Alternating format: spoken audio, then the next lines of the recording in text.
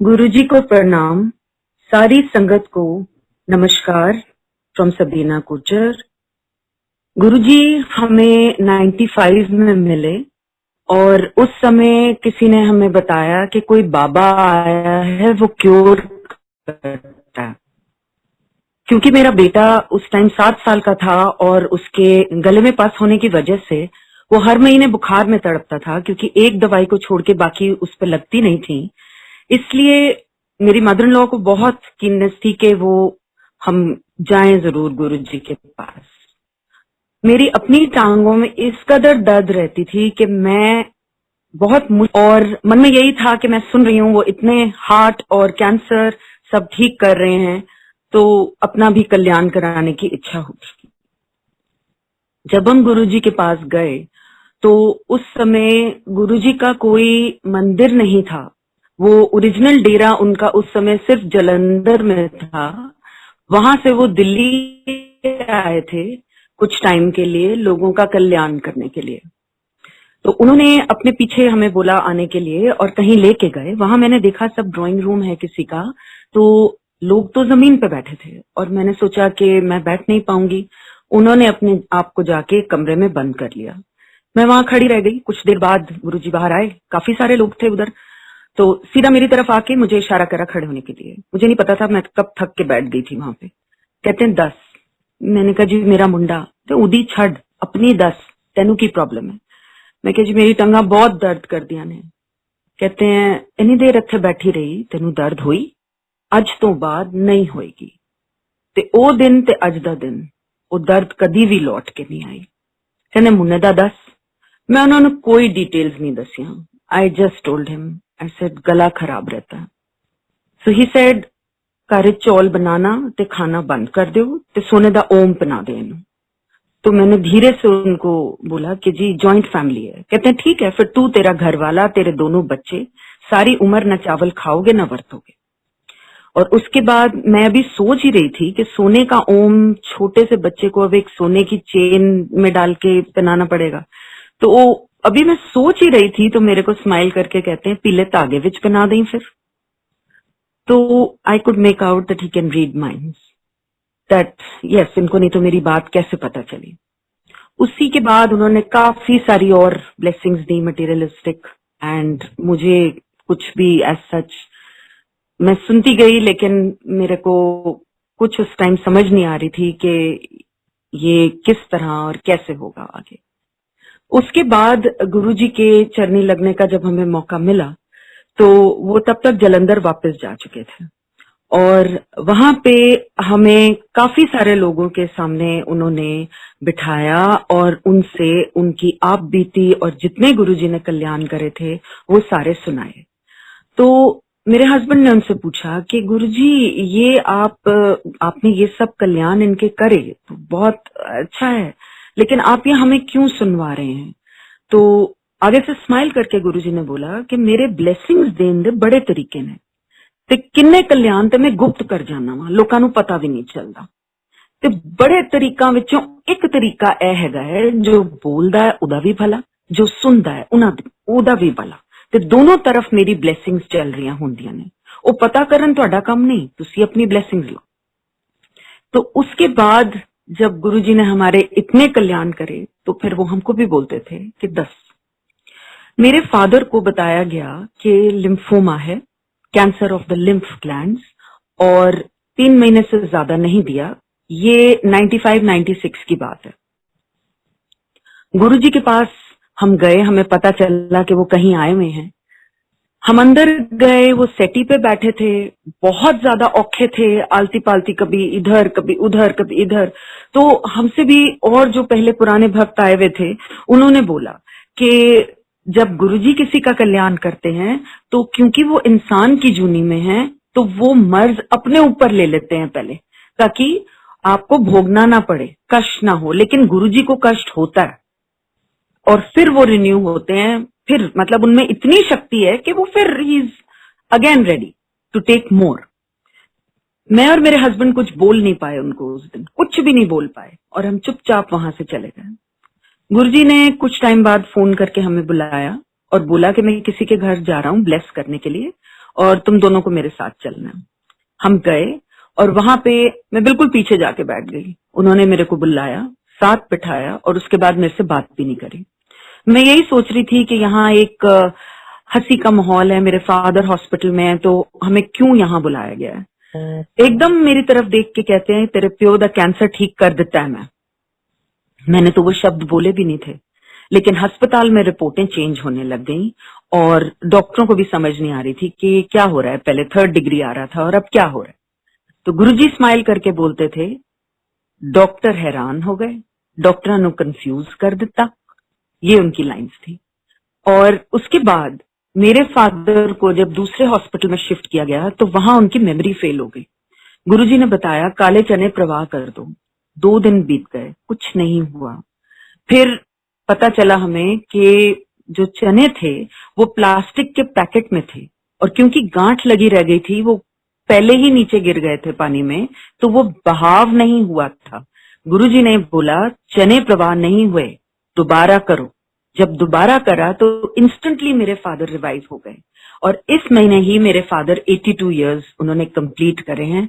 उनकी बॉडी में कहीं भी कैंसर जब नजर नहीं आता, तो इतने सालों से वो कोई ना दवाई ना कुछ, और मेमोरी उनकी बहुत ज्यादा शार्प है। मेरी मदर हमेशा ये सोचती थी शुरू में कि शायद डॉक्टरों से ही कोई गलती हो गई हो, तो कोइंसिडेंस होगा कि भाई ठीक हो गए और उसी समय गुरुजी ने ऐसे बताया। तो उस समय गुरुजी के पास हम लोग बैठे थे तो गुरुजी ने बोला कोई कोइंसिडेंस नहीं होता, मेरी पूरी शक्ति लगती है और अपने माँ को तू कह दे उसको घर बैठे ही ब्लेसिंग्स हैं, उसको मेरे पास आने की भी जरूरत नहीं है। फिर उन्होंने एक बात बोली, कहते हैं फैमिली का अगर एक मेंबर भी मेरे पास आ जाए तो पूरी फैमिली का कल्याण हो जाता है, और तू अपनी माँ की फिक्र मत कर, उसको मैं एक दिन में ही दिखा दूंगा कि मैं क्या हूँ। बहुत साल बीते, मम्मी को बहुत हाई डायबिटीज रहता था और ब्लड प्रेशर भी बहुत हाई था, लेकिन गुरुजी ने उनको फूलों की तरह रखा और वो बहुत साल बिल्कुल ठीक ठाक रही।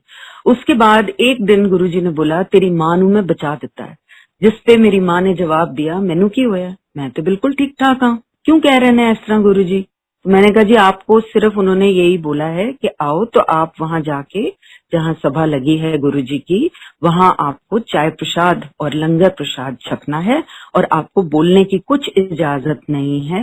गुरुजी ने बोल दिया कि जो जहां बैठा है मेरे से टेलीपैथी से बात करे, मैं सुनता हूँ।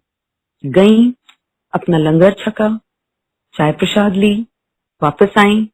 अगली सुबह उन्होंने अपना कहीं रिपोर्टें दी होंगी। कुछ टाइम बाद मुझे फोन आया कि मैं एक रिपोर्ट मेरी आई है, suspected tuberculosis of the small intestine और रेक्टम कोलोन कैंसर। तो उसके बाद फिर गुरुजी के गई और उनसे ब्लेसिंग्स ली और अगले दिन अस्पताल में उनकी एक एक पाइप बिल्कुल क्लियर थी, कुछ भी नहीं था, ना ऊपर की पाइप में ना नीचे की पाइप में, कुछ भी नहीं था। और डॉक्टर बहुत हैरान था। तो उसने सिर्फ ये बोला जी आप डायबिटिक हो तो आप बस दवाइयां खाओ और आप ठीक रहोगे। जब गुरुजी को थैंक यू बोलने गई, उन्होंने मत्था टेका तो गुरुजी धीरे से उनको कहते हैं जा अपनी डायबिटीज चेक करा ले। और जब उन्होंने चेक कराई तो बिल्कुल नॉर्मल लिमिट में आई। थोड़े दिनों बाद उनकी थोड़ी बड़ी 140 तक आ गई। तो मुझे उन्होंने कहा कि जाके तू बोल कि मेरी ना बढ़ रही है। मैंने बोला जी वहां मनाही है बोलने की, और गुरुजी ने बिल्कुल मनाही करी है, किसी की भी प्रॉक्सी नहीं लग सकती वहां पे। उन्होंने कहा है कि मेरे साथ डायरेक्ट कनेक्शन बनाओ, तो आप घर बैठे भी अरदास करोगे तो वो सुनते हैं, और आप अपनी बात खुद कहो, मुझे मत कहो कहने के लिए, मैं बिल्कुल नहीं कहूंगी। जैसे ही मैं वहां मंदिर में एंटर हुई तो गुरुजी ने मुझे बुलाया और मुझे बोला जो औरत तेरी माँ की तरह मोटी होती है, 40 साल से ऊपर उसकी उम्र होती है, अगर उसका 140 काउंट आ भी गया तो क्या, उसके लिए नॉर्मल ही है, उसको कह दे मैंने ठीक कर दिया उसको और उसको कुछ नहीं होता। तो उनके सामने कुछ भी कहने की भी जरूरत नहीं थी, और ये मैंने साक्षात उन्हीं से सुना। मेरे मन में एक बात चल रही थी जो कि मेरी एक परेशानी थी। मैंने देखा वहां मना करना मतलब एक गुरुजी जब सभा में होते थे तो बात नहीं आप कर सकते थे, ना ही आप कुछ अपना बोल सकते थे जब तक गुरुजी आपको ना बुलाएं। तो मेरे मन में था कि ये इतने सारे लोग आगे आगे जाके और ये बात कर रहे हैं और गुरुजी इतना हंस के उनको जवाब भी दे रहे हैं, तो मैं धीरे से आगे बढ़ी कि मैं भी अपनी बात कहूं। मैंने सिर्फ एक आधा कदम ही लिया होगा और उन्होंने हाथ से स्टॉप का इशारा करा और वहीं मुझे रोक दिया और मेरी तरफ देखा और मुझे बोला, एथे कैन दी विल लोड नहीं। और वो इतना काफी था उनका कहना, मेरे जो भी परेशानी थी वो बिल्कुल हट गई और गायब हो गई। तो गुरुजी अंतर्यामी है, हमारे दिमाग में क्या चलता है उनको सब पता है, वो हर समय हमारे साथ है। गुरु हमारे पास उतना पास है जितना हम उसको पास समझते हैं। गुरु के लिए सारे बराबर हैं। कौन 30 साल पहले आया और कौन 30 दिन पहले आया, उनके लिए सब बराबर है। तो he is just giving love and he is giving everything. हमेशा गुरुजी ये कहते थे कि मेरे कोलों कोई चंगी चीज नहीं लेना हुंदा, चंगी चीज मंगनी चाहिए। चंगी चीज वही समझ आई, रब का नाम। ये गुरु बख्शीश करता है जब भी उसको करनी होती है। और ये क्योंकि वो बार बार बोलते थे तो इसका मतलब यही ट्रांसमिट मुझे हुआ कि ये चीज हम सबको मांगनी चाहिए, क्योंकि ये चीज असल है। गुरुजी को बहुत लोग मिलने भी आते थे तो वो बाहर से कई बारी मना कर देते थे कि बोल दो गुरुजी नहीं है, और हमें ये बोलते थे कि देखना संगत बढ़ेगी, इतनी बढ़ जाएगी कि यहाँ लाइनें लग जाएंगी। और हम लोग गुरुजी से फिर मजाक में पूछ भी लेते थे कि गुरुजी ये जो आए हैं इनको तो आपने मना कर दिया, आप कहते हो संगत बढ़ेगी, सिवाय संगत करना, मतलब ये जो सत्संग करना है गुरुजी संगत करना कहते थे इसको, कि सिवाय संगत करने के आप अलाउ भी नहीं करते हो कि कहीं अखबारों में या कहीं आपका इस तरीके से कोई प्रचार हो, तो कैसे बढ़ेगी। तो स्माइल करके बोलते थे देखना एक दिन इतनी बच जाएगी। फिर धीरे से उन्होंने बोला, कहते हैं जो असल गुरु होता है ना वो हमेशा अपने आप को लुका के रखता है। जो असल होगा वो कभी भी भाषण नहीं देगा और कभी भी प्रचार नहीं करेगा अपना, वो अपने आप को बचा के और लुका के रखेगा। ये गुरुजी ने बताया था। मुझे एक दिन बोला गया, जे मैं तेनू दसांगा तेनू की है, तेरे पैरों तले जमीन खिसक जाएगी। मैं क्या महाराज तुम मैनू दसना ना, क्योंकि अगर मेरा गुरु ये बात मुझे कह रहा है तो मेरी बर्दाश्त से तो वो बाहर ही होगी चीज। तो कहते हैं मैं 5 साल बाद तेनू दसांगा। मैं क्या महाराज मैनू 5 साल बाद भी तुसी नहीं दसना, जो भी है मैनू पता है तुसी सब कुछ क्योर कर सकते हो, तुसी मैनू क्योर कर दे। तो उन्होंने मुझे 5 साल बिना दर्शन के रखा। ये उस जमाने की बात है जब गुरुजी के कोई बड़े स्वरूप नहीं मिलते थे। गुरुजी अपने हाथ से ही प्रसाद अपनी स्वरूप का देते थे। और उस जमाने में इतना गुरुजी के बारे में लोगों को नहीं पता था, बहुत कम संगत होती थी।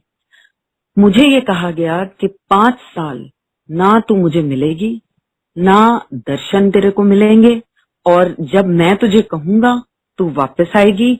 वो तेरे 5 साल कंप्लीट होने के बाद जब मैं तुझे कहूंगा ये संगत करने के लिए, मेरी इजाजत से तू ये कहेगी। सिर्फ मेरे हस्बैंड को पता था ये बात। 5 साल पूरे हो गए और मैंने मन में गुरुजी से एक अरदास करी, गुरुजी बहुत मन करता है कुछ भी करके आप मुझे अपना एक फोटो कहीं से भी आप दिलवाइए, मैं किसी से मांगूंगी नहीं। मेरे हस्बैंड एक ही मैगजीन लेते थे उस टाइम, और उस मैगजीन में गुरुजी की एक फोटो आई, जबकि ना उससे पहले और ना उसके बाद कभी किसी मैगजीन में आई, क्योंकि उन्हीं के हुक्म से ये मनाई थी। बाद में मुझे गुरुजी ने बताया कि तू मंगी सी मैं दिता। सो ये भी मतलब इसमें कोई भुलेखा नहीं था मेरा कि ये मैंने मांगी थी और ये इस तरीके से वो आई मेरे पास। मैंने वो पन्ना निकाल के और अपने बेड साइड ड्रॉर में रख लिया और हुक्म की वेट कर रही थी कि कब मुझे वापस का बुलावा आता है। एक दिन मेरा सांस उखड़ गया और इस तरीके से उखड़ा कि मैं बिल्कुल ब्रीद इन ब्रीद आउट बिल्कुल आराम से नहीं कर पा रही थी। मैंने सिर्फ वो पन्ना निकाला बड़ी मुश्किल से और सिर्फ गुरुजी की फोटो को बोला, गुरुजी मैनू साह नहीं आ रहा। अजीब सी एक सेंसेशन मेरी गर्दन के पीछे हुई और मुझे लगा कि जैसे एकदम से सांस आया। फिर भी मैं एक अस्पताल ले जाई गई और वहां पे मैंने देखा कि मेरे नाक के ऊपर मास्क है ऑक्सीजन का और नर्स है एक, तो मैंने उसको इशारे से पूछा कि ये कहाँ हूं मैं। उन्होंने बोला आईसीसीयू। मन में मेरे ख्याल आया, क्योंकि जब मेरे को डिस्कम्फर्ट था मैंने डिजिटली अपना बस सिर्फ हस्बैंड को फोन करके इतना बोला कांट ब्रीथ, और माँ बाप को भी सिर्फ इतना ही बोल पाई, दैट्स इट। मेरा बच्चा भागा, मेरा बेटा ऑक्सीजन सिलेंडर लेने के लिए, मेरी बेटी नेबर्स के भागी, घर में जो भी थे वो हेल्प करने की कोशिश कर रहे थे। लेकिन उस समय सिवाय गुरुजी के वो सांस मुझे और कोई नहीं दिला सकता था। मन में मैंने ये सोचा कि जब मेरा अंत आया, ना मेरा घरवाला कम आया, ना मेरे माँ-प्यो, ना मेरे बच्चे, ना कोई और, सिर्फ मेरा गुरु कम आया। गुरुजी की जब आज्ञा हुई और मैं उनके सामने खड़ी थी और वो प्रसाद बांट रहे थे, तो लाइन में जब मेरा नंबर आया तो मुझे देख के कहते हैं, क्यों फिर, ना घरवाला कम आया, ना माँ-प्यो, ना बच्चे, ना कोई और, तेरा गुरु कम आया, ले तेरी सेकंड लाइफ ऐश कर। कुछ दिन बीते, एक डॉक्टर साहब आए और वो डॉक्टर साहब को गुरुजी ने बताया मर चली सी, मैं बचाया एनू। फिर मेरे को स्माइल करके कहते हैं डॉक्टर हैरान रह गए, डॉक्टर नु कंफ्यूज कर दिता। सो गुरुजी हैज द पावर, आज भी गुरुजी विराजमान हैं। मेरे फादर इन लॉ ने उनको पूछा था कि हमारे जो फैमिली के गुरु महाराज बाबालाल जी महाराज जिनकी गद्दी चलती है, तो आपके बाद कौन? तो गुरुजी ने स्माइल करके उनको बोला, पहले भी मैं, हुन भी मैं, बाद विच भी मैं, इत्थे कोई गद्दी नहीं चलती। तो आज भी हम वही देखते हैं कि गुरुजी अपनी सीट पे हैं और गुरुजी की रूहानियत हर तरफ है। संगत ऐसे बढ़ रही है बिल्कुल जैसे उन्होंने कहा था। तो इसमें कोई अचंभे वाली बात नहीं है, क्योंकि गुरुजी इज परमात्मा। मेरे लिए वो परमात्मा है और उन्होंने अपना रूप तभी दिखा दिया था कि वो परमात्मा है। सिर्फ परमात्मा ही है जो ऐसे इतने लोगों का कल्याण इकट्ठे कर सकते हैं, क्योंकि गुरुजी ने खुद बताया था कि एक सदगुरु होंदा है जिदे शक्ति होंदी है लोकां दा मर्ज अपने उत्ते लैन दा। उन्होंने ये बताया था महापुरुष जो होते हैं उनके अलग अलग लेवल्स होते हैं और परमात्मा से उनको जो परमिशन होती है वो अपना काम करते हैं, लोगों का मार्गदर्शन करते हैं, लोगों की भलाई करते हैं। और एक सदगुरु होता है जो परमात्मा का ही रूप होता है, वो लोगों का मर्ज हर सकता है, अपने ऊपर ले सकता है, क्योंकि उनमें इतनी शक्ति होती है।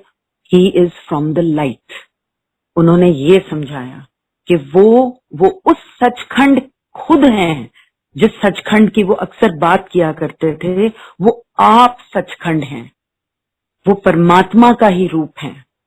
इसमें कोई भी दो राय वाली बात है ही नहीं। इतनी नई संगत आती है, नई संगत को कैसे वो दर्शन देते हैं, कैसे उनका कल्याण करते हैं, ये तो सब देख ही रहे हैं, सारे देख रहे हैं। और उनके लिए 2 सेकंड क्या, एक फ्रैक्शन ऑफ अ सेकंड भी नहीं लगता सिचुएशन को ऊपर से नीचे, नीचे से ऊपर कुछ भी करने में। हमेशा उन्होंने ये कहा कि मेरे उत्ते छड़ना चाहिए कि तुहानू की चाहिए। जे तुसी मेरे उत्ते छड्डोगे ते मैं तुहाडा, तुहाडे बच्चियां दा, अगे उन्हां दे बच्चियां दा भी देखना कि की लोड़ हैगी है। लेकिन मंगना गुरु कोलों नहीं चाहिए, मटीरियलिज्म उसके लिए मनाई थी। ही सेड वो मैं आप देख के बख्शांगा। तुसी कम भी मंग सकदे हो अपने वास्ते, ते तुसी बहुत ज्यादा भी मंग जाओगे ते ओ शायद ना चंगा होए तुहाडे वास्ते, क्योंकि एक लाइन उन्होंने बोली थी, बहुता पैसा चंगा नहीं होंदा। तो वो उन्होंने अपने आप हरेक का बीड़ा उठाया हुआ है और हरेक का वो कल्याण कर रहे हैं। समय के बारे में उन्होंने एक बार बताया था कि समय को हमेशा वधा के कहीदा है, कभी भी कढ़ा के नहीं कहीदा है। उसका जब भी गुरुजी ने कुछ बताया, उन्होंने अपने आप बताया। क्योंकि एक हमें हुक्म हुआ था कि जब वो जलंधर थे वो खुद हमें बताते थे कि कब हमने वहां आना है। फिर उसके बाद उनका डेरा पंचकुला गया और फिर चंडीगढ़। तो हमें गुरुजी हमेशा एक टाइम दे देते थे और डेट दे देते थे कि इस दिन तुम्हें वहां इस समय तक पहुंच जाना है, और हम लोग पहुंच जाते थे बच्चों समेत। वहां पे जब कभी भी गुरुजी की मौज होती थी, वो खुद कभी कभी आके हमारे साथ जमीन पे ही बैठ जाते थे, कभी कभी कहीं अपने साथ लेके जाते थे। तो जो भी गुरुजी ने बताया अपने आप बताया, कभी हमने पूछा नहीं उनको। सो हमेशा उन्होंने अपने आप बताया। और एक एग्जाम्पल समय का उन्होंने दिया था कि 8:45 अन्ना कवो 8:45 कवो। सो उस तरीके से वधा के समय को बताओ, उसमें हम अपना ही कल्याण करते हैं, अपना ही उनसे करवाते हैं कल्याण, जब ये हम गुरुजी का इस तरह से बताया हुआ करते हैं आगे। उसके बाद कई बार उन्होंने बोला कि बर्थ स्टोन्स नहीं पहनने चाहिए। तो एक बार जब शुरू में ही उन्होंने जब बोला, तब मैंने उनको बोला कि गुरुजी, मैं, मेरे हस्बैंड और हमारे दोनों बच्चे, हम लोगों ने कभी नहीं पहने ये बर्थ स्टोन्स खुशहाली के लिए। तो उन्होंने बोला मैं जनरल बात कर रहा हूं। और फिर उन्होंने समझाया, कहते हैं नग जो लोकी पा लेंदे ने खुशहाली वास्ते ए बर्थ स्टोन समझ के, की पता कि ओयो स्टोन उन्होंने नेगेटिविटी कर रहा होए ते भला ते होए ना, ते नुकसान ही अपना करा लें। सो ये जो उन्होंने जनरल बातें कही हैं, मैं सिर्फ वो आपके साथ शेयर कर रही हूँ। और हमारे लिए उन्होंने एक पहली ही मुलाकात में गुरुजी ने मेरे को एक स्कूल बख्शा। और वो स्कूल उन्होंने जब बख्शा तो उस समय, क्योंकि मेरे को गुरुजी के बारे में कुछ भी नहीं पता था, तो टोटल डिसबिलीफ था कि ये कैसे, ये मतलब किस तरह से। लेकिन नहीं, उसके बाद जब उसकी शुरुआत हुई, तो वो शुरुआत 98 में ही हो चुकी थी, और 98 से अब तक 20 साल तक वो एक प्री स्कूल की तरह चलता रहा। जो जो गुरुजी ने प्रेडिक्शंस करी हुई थी, वो प्रेडिक्शंस उसी तरह से वो चला। और एग्जैक्टली जिस टाइम उन्होंने बोला था, उसी टाइम वो जो आगे की सीढ़ियां चढ़नी थी, वो उन्होंने हमको चढ़ा दी। इसलिए बहुत बहुत शुक्राना गुरुजी, क्योंकि जो चीज मुझे नजर नहीं आती थी, वो आपने मुझे एक बार एक्सेप्ट करने को बोला था कि हाँ, मैं उसको एक्सेप्ट कर लूं, क्योंकि वो आप मुझे दे रहे थे। तो शुक्राना, क्योंकि उस चीज की शुरुआत हो चुकी, और वो जो मेरे को सीढ़ियां उन्होंने चढ़वानी थी, वो मैं चढ़ चुकी विद हस्बैंड। इसमें मेरे हस्बैंड को उन्होंने बोला था कि तू अपना काम जो तेरा है, ये तू छोड़ दे, इसको डिसॉल्व कर दे। बहुत अजीब सी बात लगी हमें उस टाइम, लेकिन गुरुजी कह रहे थे तो 100% उन्होंने ये एक्सेप्ट किया, क्योंकि ये थर्ड जनरेशन थी, जॉइंट फैमिली थी और थर्ड जनरेशन थी उस काम में। और ये भी नहीं कि काम अच्छा नहीं चल रहा था, गुरुजी की दया से ही बहुत अच्छा चल रहा था। तो कभी सोचा भी नहीं था कि इसको बंद करने के लिए कहेंगे। खैर, गुरुजी ने मेरे हस्बैंड को ये हुक्म दिया कि तू हट जाए इसमें से। तो उन्होंने वहां से हटा के उनको मेरे साथ सीईओ लगाया, मुझे बोला एडमिनिस्ट्रेटर, और मेरे हस्बैंड को उन्होंने सीईओ का खिताब दे दिया है, जो कि अब वो हैं। बीच में ही just had to make do, मतलब उनको ये टाइम जो था, वो टाइम उन्होंने हर हालत में वो टाइम काटना था। लेकिन आई एम ग्लैड कि उन्होंने सुना गुरुजी की बात, और उन्होंने उसी समय, तो नेचुरली नहीं हो पाया क्योंकि जॉइंट फैमिली थी, तो कुछ टाइम लगता है। एक बिजनेस को आप शट डाउन करोगे तो कुछ टाइम लगता है, आपकी कुछ फॉर्मेलिटीज होती हैं, उसको कंप्लीट करने में टाइम लगता है। तो वो जैसे ही पूरी हुई फॉर्मेलिटीज, और उन्होंने वो चीज मानी गुरुजी की, तो अपना ही भला कराया। इसलिए गुरुजी हमेशा हर एक के साथ हैं। ये नहीं है कि गुरुजी सिर्फ एक जने के साथ हैं या दूसरे के साथ हैं, नहीं, वो हर एक के साथ हैं। वो चाहें तो वो क्या नहीं कर सकते, वो हर चीज कर सकते हैं। उनके लिए कोई भी चीज ऐसी नहीं है जो नामुमकिन, जिसको हम कहते हैं इंसान, वो उनके लिए कुछ भी नामुमकिन नहीं है। उन्होंने कोई भी किसी के साथ भी कभी भी कोई शर्तें नहीं रखी कि ये करोगे तो ये होगा। और हमेशा एक चीज उन्होंने सिखाई मुझे, कभी भी मंदा नहीं मांगते, मतलब कभी भी अपने लिए भी ना बुरा बोलो ना मांगो कि मैं जी ये कर लूं तो ये हो जाए, नहीं, कुछ नहीं। अगर करनी ही है तो गुरु के आगे अरदास करनी है कि तुसी जानी जान हो और आप ही सब कुछ करोगे, जो कि वो आज तक हरेक का कर रहे हैं और हरेक के लिए करते चले जाएंगे। उसमें कोई भी मतलब डाउट नहीं है, वो डाउट नहीं है कि गुरुजी कर सकते हैं, वो सब कुछ कर सकते हैं। जय गुरुजी महाराज।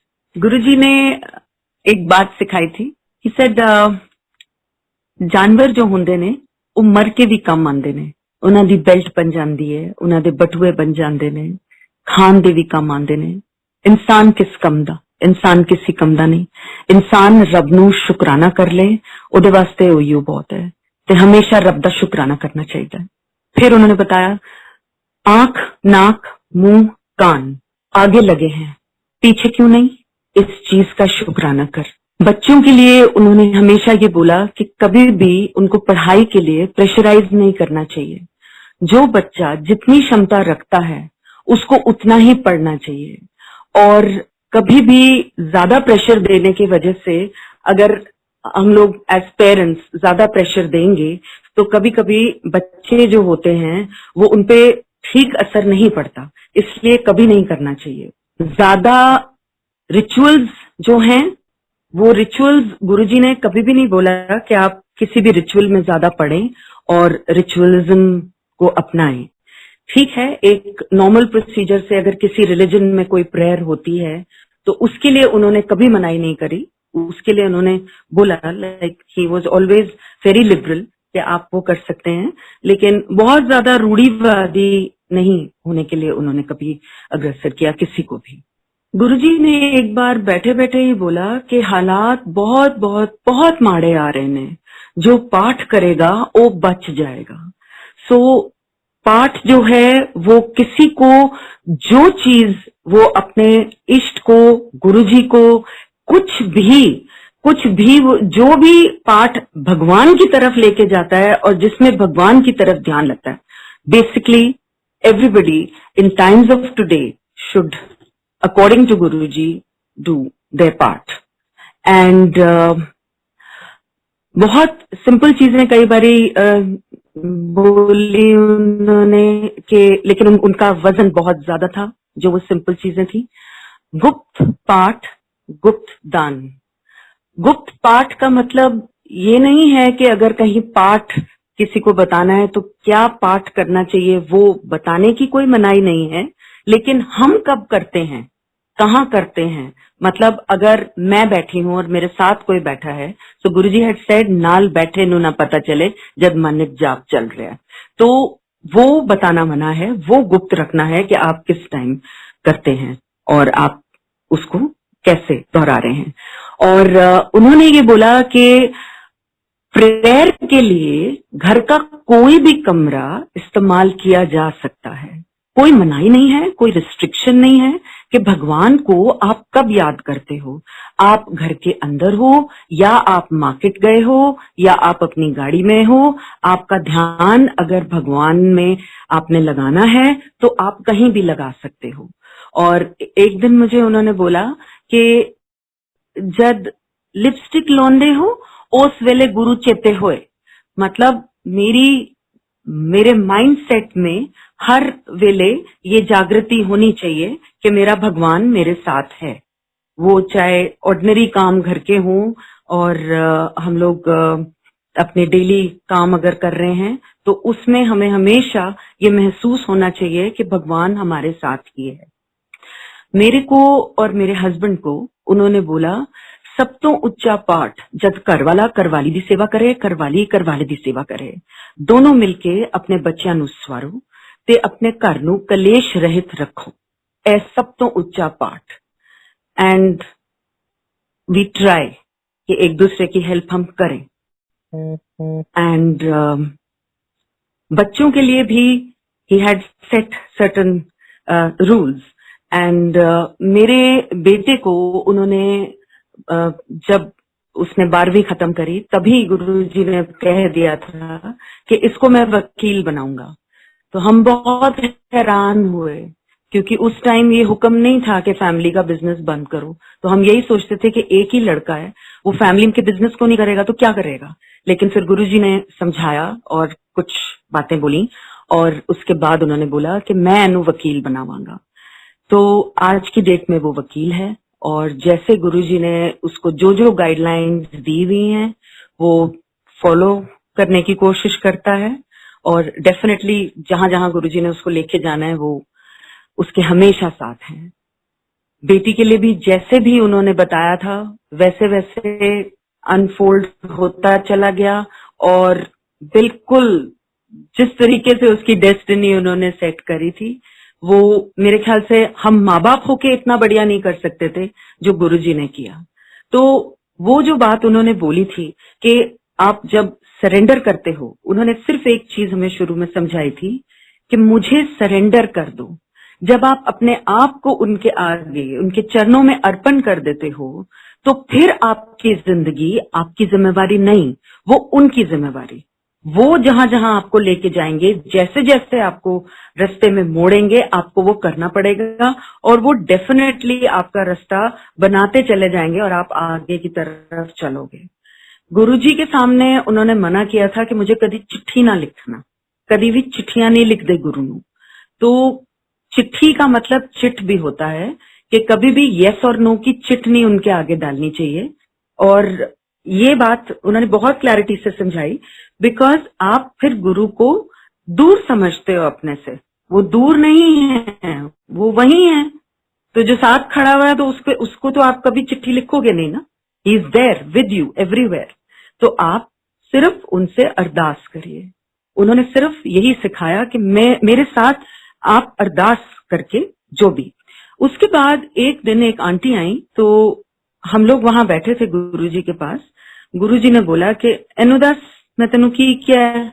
तो वो आंटी ने मुझे बताया, कहती हैं कि गुरुजी ने मुझे बोला है कि जब अरदास करते हो किसी भी चीज के लिए, एक ही बारी अरदास करते हैं, क्योंकि वो पहली ही बारी में सुन लेते हैं और पेशेंस रखते हैं। उसके बाद बार बार उसी चीज के लिए बार बार नहीं मांगते। So it is so true. हम लोग ह्यूमन हैं, और हम लोगों को कई बारी बहुत उतावलापन हो जाता है, तो वो हम एक बारी नहीं, दो बारी नहीं, कई बारी गुरुजी को कितनी बार मन में बोल देते हैं।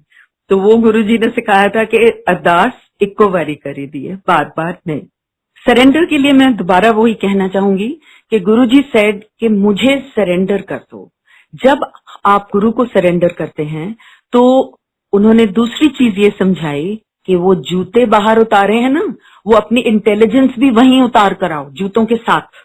यहाँ उसको लाने की मेरे दरबार में कोई जरूरत नहीं है, क्योंकि यहाँ कुछ भी साइंटिफिक नहीं चल रहा, यहाँ मेरी ब्लेसिंग्स चलती हैं। ऐस वास्ते इंटेलिजेंस बुए तो बार, ये उनके शब्द थे। सो शुरू में जब गुरुजी के बारे में नहीं इतना पता था, और अभी उनको गेज ही कर रहे थे कि ये मतलब कौन है, और मतलब ये असल है नहीं है। क्योंकि कोई भी अगर एक इंसान के शेप में आपके सामने सामने आ जाए, और कोई अगर कह दे आपको कि जी ही इज गॉड, इनिशियली तो आप 1 मिनट में नहीं बिलीव करोगे। मतलब आप भी अपना, जैसे गुरु आपको टेस्ट करता है, मैं माफी चाहूंगी गुरुजी, टेस्ट इंसान भी गुरु को करता है। तो गुरुजी ने मुझे बहुत स्पोर्टिंगली, मैं कहती हूँ बहुत, मेरे को एक इजाजत उन्होंने ये दी कि मैं भी उनको टेस्ट कर लूं, क्योंकि शुरू में ही उन्होंने बोल दिया था, साहब तेरा पक्का है, तू हाली कच्ची है। और फिर कुछ टाइम के बाद गुरुजी ने मेरे को बोला, हुन तू मेरी पक्की भगत। तो मुझे पता है कि मैं टेस्ट कर रही थी, और वो भी आगे से स्माइलिंगली टेस्ट हो रहे थे। वो सिर्फ मेरे को बस दिखाने के लिए था कि अच्छा तूने टेस्ट करना है, तू कर ले, जितना करना है तू कर ले, घूम फिर के तूने वहीं आना है। और मेरे हस्बैंड के लिए उन्होंने ये कह दिया था कि वो पहले ही दिन ही वॉज पक्का। सो मुझे अभी बहुत बहुत सीखना है, सबसे बहुत बहुत सीखना है। और गुरुजी की संगत में बहुत ऐसी चीजें हैं जो मैंने सीखी, और जिंदगी मुझे सिखा रही है, और गुरुजी मेरी बांह पकड़ के मेरे साथ हैं, इसलिए मुझे वो जिंदगी जीने की हिम्मत उनसे आती है। जय गुरुजी, और सबका भला हो, और सारे जो हैं वो सेफ रहें, सारे हेल्दी रहें। जय गुरुजी महाराज।